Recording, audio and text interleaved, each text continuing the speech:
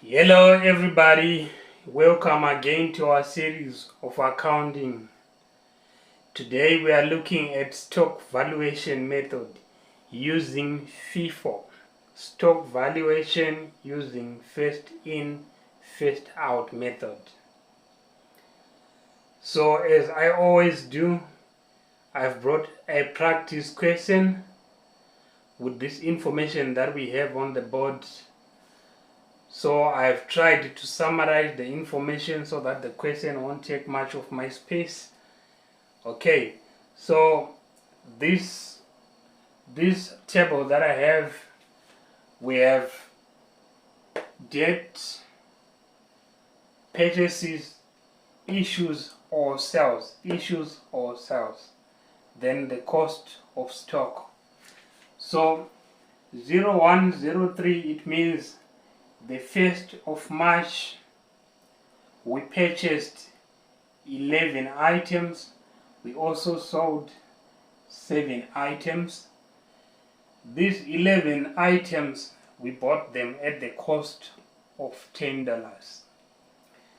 The next line is the same. We purchased 20 items and we also sold 20 items. We bought them at $20. The 4th of March, we purchased 10 items, we sold nothing. These items that we purchased them at $23. So, and on up to this point. So given this information, we are being asked to calculate the value of closing stock using FIFO, using the first in, first out method. Okay, so this scenario, we normally have it when we are buying stocks from outside. We normally have it when we are buying stocks from outside, either for resale or for use in the production process. If we are using the stocks in the production process, that's why we write them as issues, because they will be issuing the stock out to the production department or to the production team. But if you are making sales outside, we can write sales here, but it's all the same. The stock valuation method using FIFO will remain the same. Okay, so I'll give you just a minute to pause this video so that you can copy the question. We will need the question for our practice. Okay. So I'll wrap all of it and only leave the question.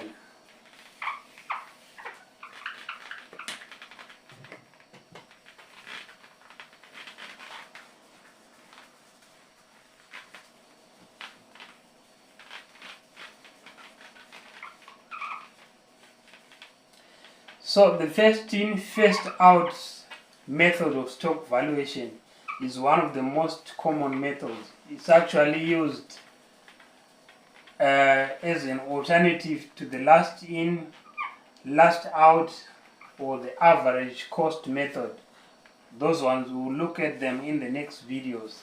Okay, for now we are doing first in, first out. It's actually very easy and you have to master it. If you master it, things will be very easy for you. Okay, so how do we do the first in, first out stock evaluation method? Okay, this is what we do. We write a table, we put a table. On this table, on the rows, we put purchases. We put purchases. On the column, we put sales or issues. In this case, I'll write issues. Okay. So here we write date, we write price, we also write quantity QTY. Okay.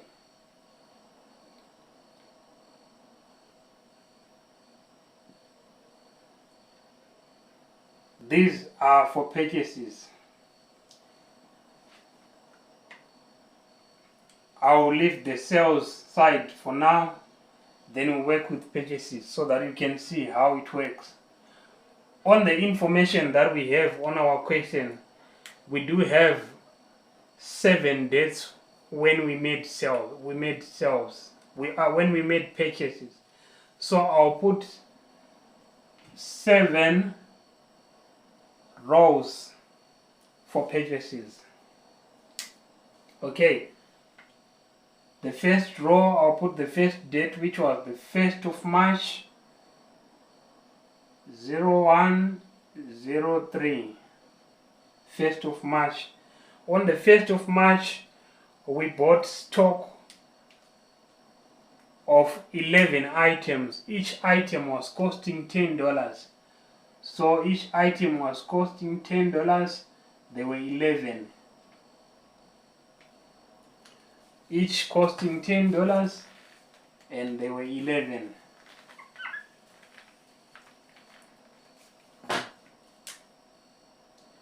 Okay, that was the first date. Then we go to the second date. It was the 3rd of March 0303. We bought 20 items for $20. $20 the price, the quantity 20. Then we move to the next date. It was the 4th of March 0403. And we bought 10 items at the price of $23. $23, 10 items. Okay, then we move to the next date. It was the 5th of March 0503. We bought 30 items for $24 each. $24 each, and there were 30 items. We move to the next date, which is the 18th of March. 18th of March. On this date, we bought 15 items, each costing $26. We also move to the next date, which is the 22nd of March. On this date, we bought 20 items for $29 each. $29 was the price, was the cost, and there were 20 items. Then we move to the last date, which is the 25th of March.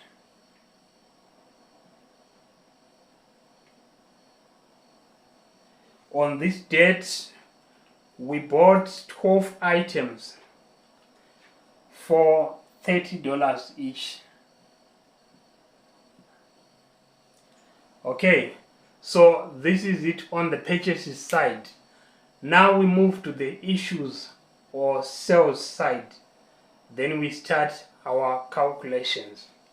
Okay, if we go back to our question that we just showed at the beginning of the video, you see that on the 1st of March we sold 7 items.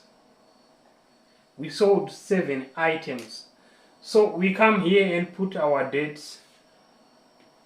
On the 1st of March 0103, we sold 7 items. Then we go there, we have a date. On our purchases side, we've got a date on the 1st of March Then we deduct those 7 items. We put a negative figure in brackets to show that we are reducing from what we have. Okay, so we sold 7. Then it means on this stock that we bought on the 1st of March, we remained with only 3 items. Okay, that's it. Then we move to the second date that we made sales. We made sales on the 3rd of March.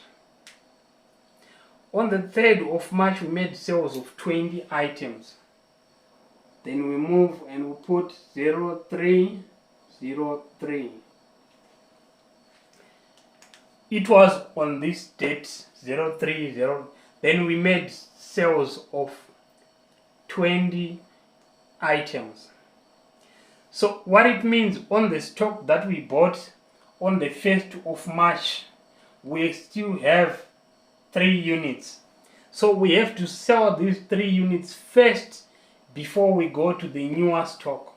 So what it means, on those 20 items that we want to sell, we will take 3 from these ones. For the 1st of March, and remain with nothing. Then the remaining 17, we will sell them from our newer stock and remain with 3. This was on the 3rd of March. Then on the 4th of March, we did not make any sale, so we skipped that one. Then we move to the next date that we made sales. We made sales on the 5th of March. Then let's go and write 0503 here. On the 5th of March, we sold 25 items. Okay, this is the date, the 5th of March, and we sold 25 items on this day. But we bought stock on the 3rd of March, which is still there. So we start by selling what the oldest stock, because it's first in, first out. So we are selling 3 from this stock of the 3rd and remain with nothing. There it means we want to sell 25 items, then we are left with 22. Then we move to the next date, the stock which was purchased on the 4th of March. We go there and sell 10 because we only have 10. But if we had the whole remaining, like 22 units, we would sell all the 22 units. So we are going to sell these 10 and remain with nothing there from our stock of the 20, from our stock from the 4th of March. Okay, so we have sold 13 units there, which means we are remaining with 25 minus 13, which is 12 units. So we move to our stock which was purchased on the 5th and deduct the remaining 12 units. Here, if we deduct 12 from 30, we remain with 18 units. This was on the 5th of March. Then we move to the next date that we have sales. It is the 22 of March, the 22nd of March. Then we write our date here, 2203. On the 22nd of March, we sold 30 more items. On the 22nd of March, we sold 30 items. Then, this is the 22nd of March, but we have to start selling the old stock. So we'll start selling these 18 units remaining here. So from the 30 units that we were selling, if we sell 18 from the stock of the 5th, we'll remain with 30 minus 18, which will be 12. Then we go and take the 12 units from our stock, our next order stock, which is the stock bought on the 18th of March. Then we reduce 12 there and remain with 3. Okay, this was on the 22nd of March. This was on the 22nd of March. Now we move to the next date that we have sales. We move to the next date with sales. The next date is the 25th of March.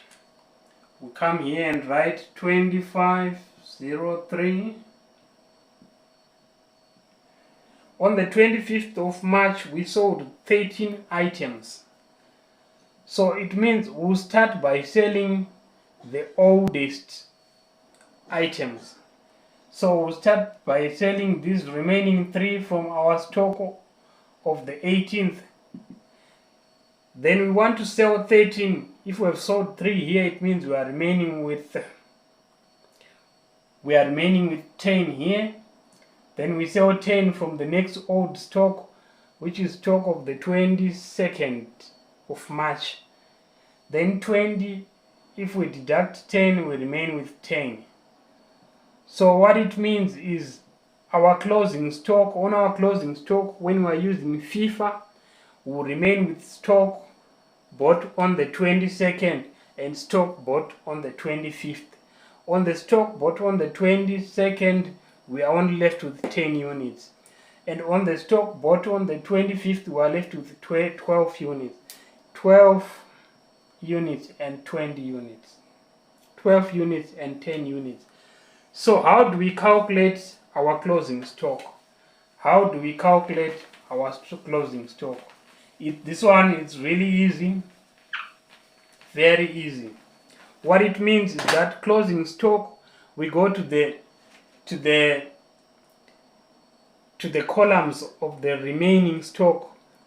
In this case, we go to the 22nd of March and see that we were only left with 10 units, and those 10 units each was valued at $29. So we come and say $29 times 10 units to get our $290. Then we go and move to the next column with the remaining stock, which is the 25th of March. We go there and we have 12 remaining units. We multiply 12 remaining units by the cost, which is 30. We go and say 30 times 12. Okay, so 30 times 12, we get $360. Now we add these 360 and 290. There we get $650. So this $650 is our closing stock if you are to use the first in, first out method. Okay, this is it.